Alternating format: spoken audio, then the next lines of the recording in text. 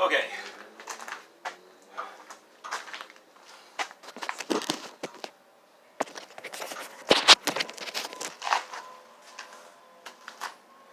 Alright. So, we got a good old heavy bag here. What we want to do is take a look at application of the Tiger Claw. So when you train Tiger Claw, typically you use static dynamic tension. You use the dynamic tension when you're doing the Qigong exercises. So if I'm practicing a form, I might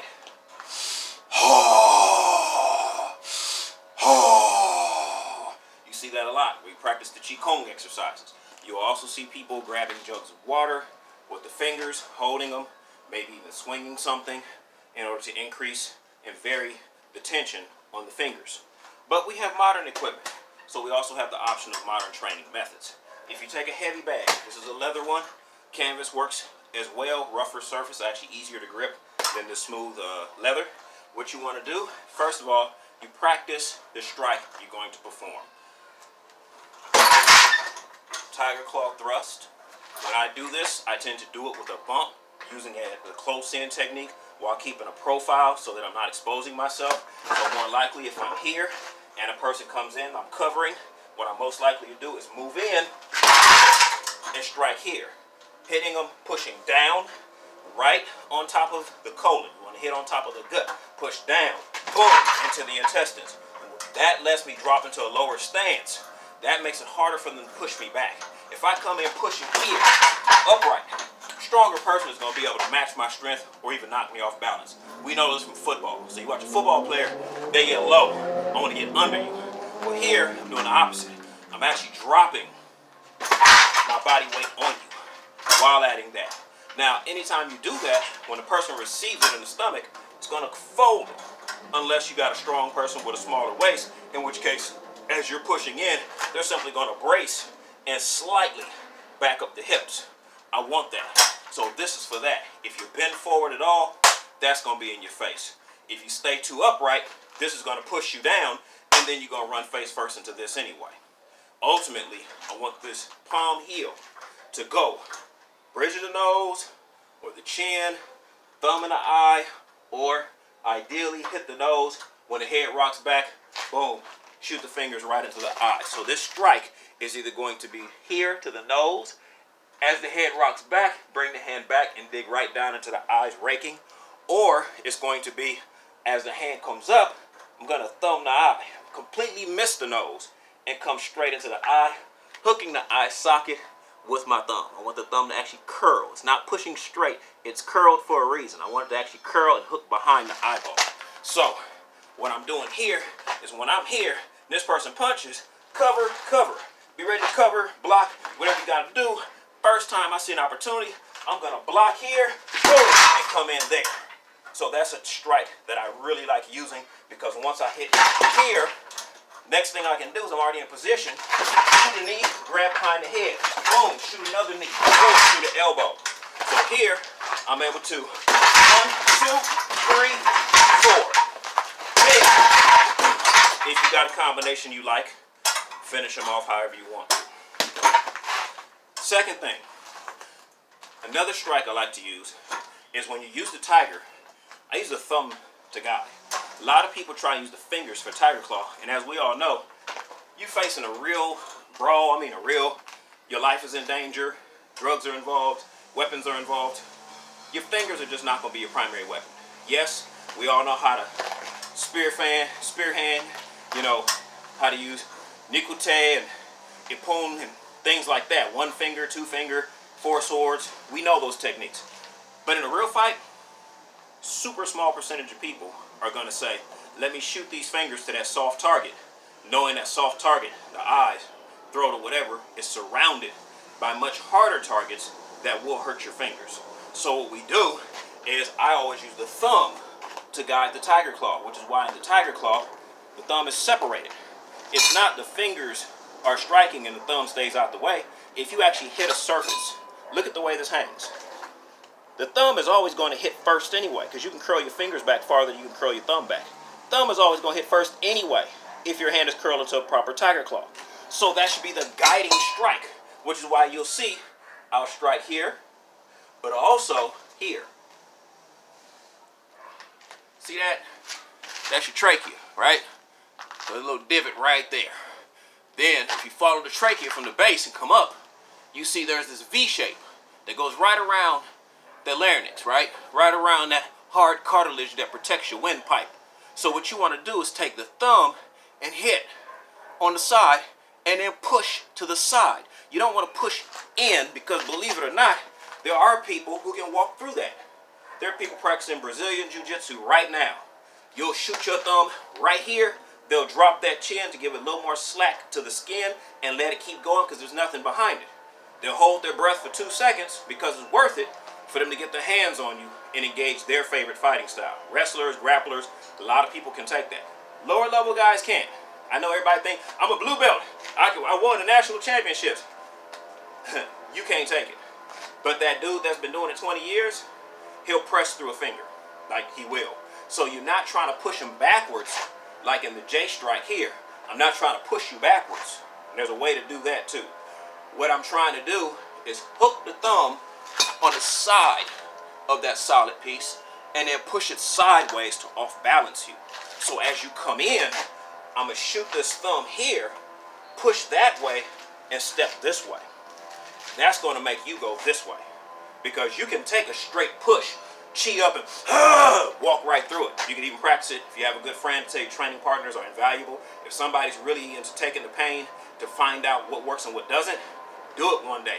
Have your partner do this or do this. Put it right there below the Adam's apple on the front of their throat. And you push, and you tell them to push with nothing but their neck. You do that, you eventually find out how to make the angle of your body minimize that discomfort, and you'll be able to walk through it. You see the Chinese do it in their demonstrations where they put a spear on the neck and then they push. You always notice the spear bends down. It's because they're not pushing straight. If I push straight, the spear couldn't bend. That defies the laws of physics. If you got something that's straight and you push straight into it, it don't bend, it penetrates, right? But if I push and lean forward, and you always see them do this, you put the spear on my neck and I do that. So my chin traps the spear tip, and then I bend and walk forward, and it snaps and go, wow, iron body. The spear tip could not penetrate his skin. Well, first of all, go to Chinatown. All the spear tips are dull. That's the first thing. You couldn't do that with a Zulu spear. I guarantee you wouldn't be doing that with a Zulu spear. But with the Chinese spear, the tip is this big, it's smooth, it's round. I put it on my neck, I bite down on it with my chin, and I bend forward and snap. The spear snaps, and everybody stands up and applauds because you did something that, you know, I guess was supposed to be impressive. So what I'm trying to do is not push through. That does work, but this is different. I'm pushing to the side. I'm controlling your body by literally grabbing the throat and moving it in a different direction. And that's when you'll see these type of movements. I seem off balance, but I only seem off balance if you think I'm coming as a straight attack. If I come in and hook that thumb, right? If I block, hook the thumb, and then step, I'm not off balance. You are. Because your neck is going this way. I scissor step, and I'm actually upright now. So I can now pivot to whatever angle I want to pivot to. So what we would do to train that on the bag is, first of all, I want to develop my gripping strength. Now, one way to do that, Dr. Moses Powell, who was one of the greatest jiu-jitsu practitioners, you know, the world's ever seen. He said he would take newspaper, fold it out on the table, start at a corner, and ball papers up one sheet at a time. And that is how he was able to develop his gripping strength. More importantly, it kept circulation flowing through his hands so that even in his 70s, he never developed the arthritis that is more common in the hard impact sports like karate and kickboxing, where after punching so many years, eventually there's just enough damage and enough inflammation in the joints where you have chronic arthritis when you're in your 60s or 70s. From just banging on your bones, you turned them into weapons, but now those weapons are turning on you. So he was able to develop circulation, strength from an exercise that didn't require a lot of impact. And that's the other advantage of the Tiger Claw. As you get older, you don't want to bust your hand up every time you got to bang on somebody. So you want to develop weapons that actually preserve the body. Another aspect of self-defense, preservation of longevity. So I want to be able to shoot those because that's a muscle. You bruise a muscle, it'll heal. A lot of ways to heal bruised muscle. You keep banging and swelling up your joints, because remember, knuckles are joints. They keep getting swollen and damaged and traumatized. Eventually, your hands is going to stay like this. You're not going to be able to straighten it anymore because it's been so damaged and traumatized from 30, 40 years of punching hard-headed people with heavy bags and breaking concrete. You end up with arthritis. I don't plan to have arthritis. Plus, faster weapon. Plus, it can do damage that you wouldn't do with your knuckles. You know, if I told you to, and I'll show this in another video, if I told you to punch and break in half a telephone pole, for instance, you only going to hit so hard with them knuckles because you know you're going to damage yourself. But you can push a little bit harder with your palm because it's padded. It's like having a glove on without having a glove on. So if I'm here, watch what I want to do. I'm going to practice hit and grab. Hit and grab. Hit and grab. Hit and grab. Hit and grab.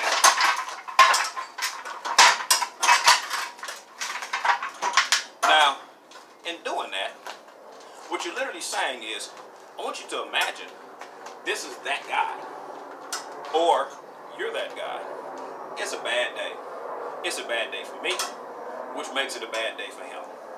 In which case, when I hit you, it's going to shock you because I'm not going to hit you pushing you. A lot of people think a palm heals a push. You hear that all the time from people who don't practice palm strikes. All you do is pushing somebody. I tell you what, have your friend, your training partner, take his palm.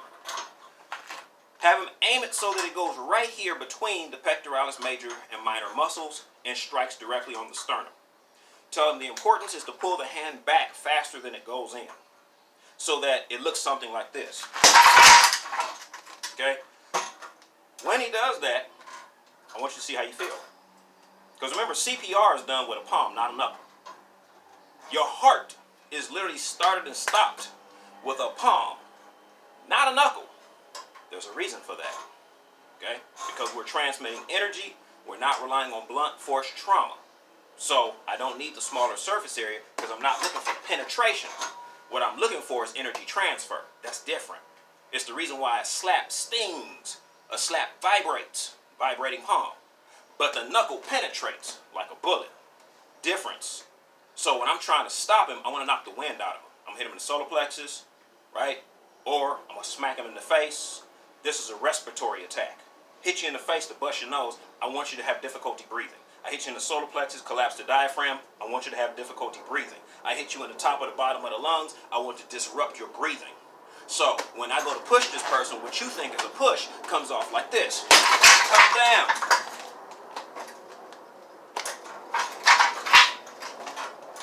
Or the guy swings, you duck. When you duck, though, I want you to grab him. And I want you to think about what that means. The person swings, you duck. Boom! Come up, grab him. Hit him. Boom! Bang! Boom! Grab. Boom! Or from up top. Hit, grab. Boom! Hit, grab. Boom! Hit, grab. Boom! Hit, grab. Boom!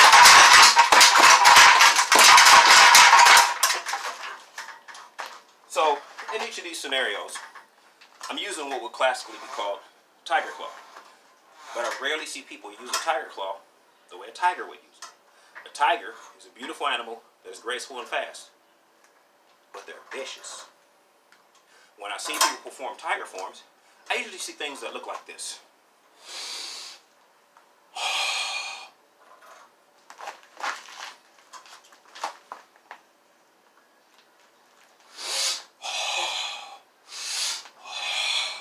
That ain't a tiger. I've seen tigers in Hawaii. I've seen tigers at the LA Zoo. No tiger goes,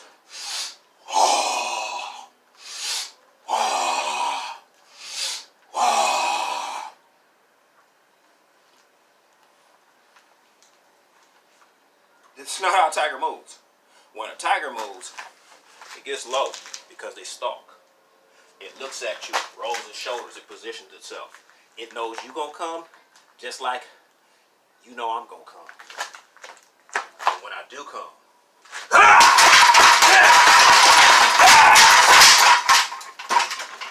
you just expect the tiger to be vicious and deadly. The breathing corresponds to the mindset.